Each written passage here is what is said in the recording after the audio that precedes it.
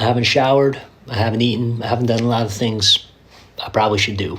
But I have to make this video because Peabo Bryson died today. And I've never posted really about the passing of anyone except for my grandma, but Peabo, and I didn't even know Peabo that well, but Peabo is a part of my testimony. And for some reason, I feel like I want to share this because he's a big reason why I returned to my faith in God. In the fall, I was so depressed. I was so dark.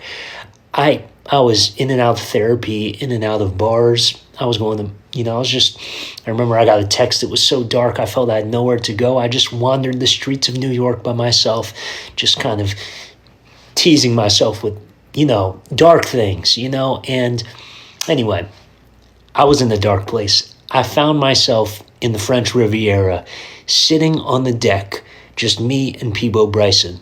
And I had just met him 30 seconds prior. It was just us gazing out in the French Riviera. That's a different story how we got there. We're sitting there, right? And he starts talking at me. Not to me, at me. I hadn't revealed anything about myself, but he starts saying things about me, about my condition, without me saying anything, that my therapist, my family, my friends, my inner circle had not been able to either even understand about me, let alone articulate about me. And without me saying anything about how I was feeling, he knew. And obviously, my first question is, brother, how the hell do you know all this about me?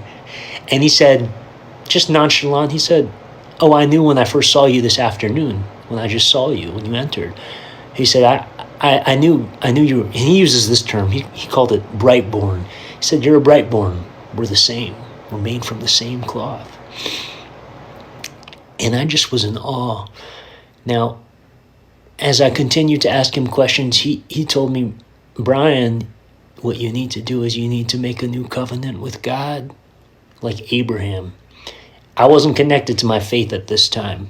I was doing all kinds of things and hurting people around me, and he just said, Bryan, you should talk to God. And he continued to say all these things to me that I was in a place where I was like, well, hell, I've tried everything this earth has to offer, and nobody's been able to help me. And Peabo hit me at a time when I needed somebody to come. And so I see now in his passing, it really is like an angelic thing. And rest in peace, Peabo. I really appreciate all you've done for me. People pass away in your life, or people you break up with, friends you lose contact with. I'm thinking about how you really don't, we know this, you don't get to choose how much time you have with them.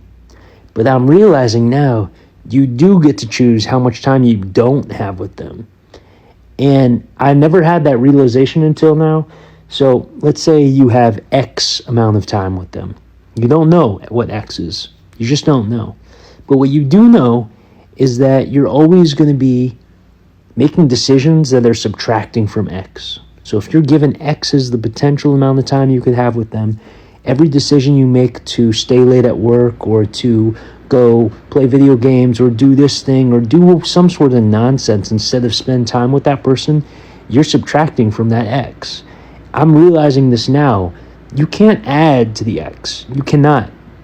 And you don't know what the X is. And I'm realizing in not knowing what the X is, we're constantly thinking that we control what it is or that it's going to be bigger than it is. But it never happens that way because people pass away and you just go, well, damn. I thought we had more time. I wish that I didn't do that. I wish that I was, or not even passing away, breakups or people. You just sit there, you go like, I shouldn't have done this. I wish that I had more time. You don't get to choose how much time. You get to choose how much time you don't. Who are really trying hard to be the best. And everything they put out, they want to make sure it's the best. But a really much easier and faster way to greatness is just to be the most honest. So I think a lot of people need to stop trying to be the best and try and be the most honest. And what do I mean by that? There's a lot of people, they put out records, right? They put out recordings and they get the perfect take, or they nudge it in the studio, or they use different, editing tools to adjust their pitch or to move things around to get the timing to be perfect. it's those things that are probably actually keeping you away from the greatness that you seek. The reality is, if you just put things out honestly and share honestly where you're at, that is so much more interesting. That is the whole purpose of art. Art was never meant to be for the best. It was meant to be for honesty. And every time you do that, you don't know it, but you're walking 3 steps backwards from where you're trying to go. So stop trying to be the best. Try and be the most honest. And the best thing about trying to be the most honest, you can start doing that today. Your technical ability will not get in the way. The only thing that gets in the way is your ego. So obviously continue to try and improve your technique and all that stuff, but all along you have access to greatness today if you're willing to put your ego aside and say, this is who I am right now, and show up on. I'm really happy right now. Life has been really good lately. A lot better than a month ago when I said, I need to take some time away from posting. Basically, I was posting so much. I was posting every meal I had. I was posting every thought that I had, and everything became a means to post.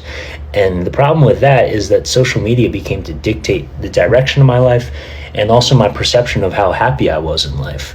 And that's a dark place to get. So I knew I needed to make a change. I just didn't know what I would find. But I'm going to tell you what I found, because I found so much life, and I'm happy. I started going on these solo dates with myself, and at first it was difficult because I'd want to post, and then I'd go, well, if I'm not going to post, what's even the point of doing this? Can you believe that's where I was at mentally? Then I started to relax a little bit into the tranquility of just doing things for no other purpose but to do them. What a novel thought for me at the time. Sometimes that's all life is about.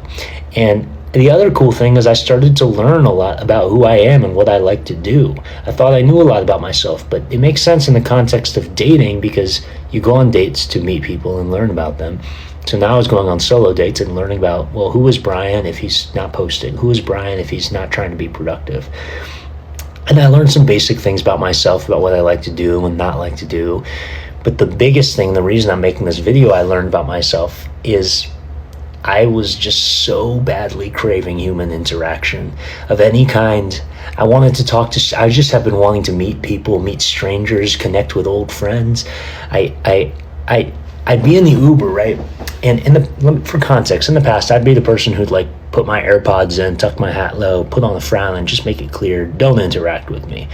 I know it doesn't seem like I'm that type of person, but that's where I was at. And I'm embarrassed to say it, but I didn't understand the purpose of fleeting interactions, really.